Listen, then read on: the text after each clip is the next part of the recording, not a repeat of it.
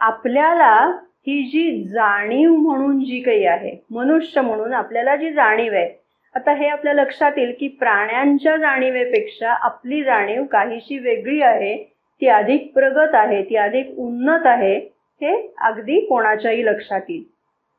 परंतु ही जाणीव जी आहे, जी मनुष्याला उपलब्ध आहे, ती जाणीव ही जी मूळ जाणीव आहे, मूळ जी चेतना आहे, तिच्या तुलनेत जर विचार केला तर आपली जी ही चेतना आहे ती अगदी धूसर आहे, ती अस्पष्ट आहे.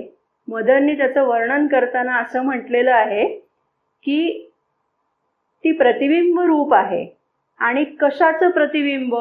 तर त्या मूळ चितचं प्रतिबिंब आपल्यामध्ये पडलेलं आहे आणि हे प्रतिबिंब धूसर आहे, अस्पष्ट आहे, जणू काही एखाद्या आरशावर धुरकट झालेला असावा आरसा आणि त्याच्यामध्ये जसं आपलं प्रतिबिंब दिसावं तसं ते प्रतिबिंब म्हणजे आत्ताची आपली असलेली चेतना.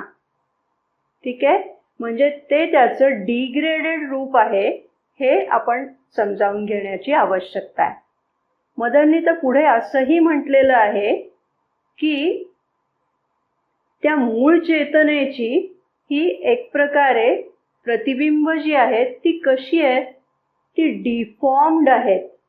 म्हणजे तुम्ही कधी अनुभव घेतलाय का बघा, प्रदर्शनामध्ये विविध प्रकारचे आरसे मांडलेले असतात आणि त्या आरशासमोर आपण उभं राहिलो की आपलंच प्रतिबिंब एका आरशामध्ये आपण खूप उंच दिसतो, एकामध्ये जाड दिसतो, एकामध्ये अगदी बारीक दिसतो, एका आरशामध्ये काहीतरी विकृत रूप आपलं दिसतं. हे जसे वेगवेगळे आरसे आहेत ज्याच्यामध्ये आपलं मूळ आपण जे आहोत त्याच्यापेक्षा काहीतरी वेगळ्या प्रकारची प्रतिमा आपली दिसते, वेगळ्या प्रकारचं प्रतिबिंब आपल्याला दिसतं, तशा प्रकारचं आपलं जीवन आहे असं मदर म्हणतात. म्हणजे ही मूळ जी चेतना आहे त्या चेतनेचं प्रत्येक व्यक्तीमध्ये वेगवेगळं प्रतिबिंब पडलेलं आहे. ठीक आहे, मूळ चेतना एकच एक आहे असं म्हणतात त्या. आणि ही जी रूपं आहेत, आपली प्रतिबिंबित रूपं आहेत, त्याच्या मागे मागे जर आपण तो धागा पकडून गेलो चेतनेचा तर आपण त्या मूळ चेतनेपर्यंत जाऊन पोहोचू शकतो असं त्यांनी म्हटलेलं आहे.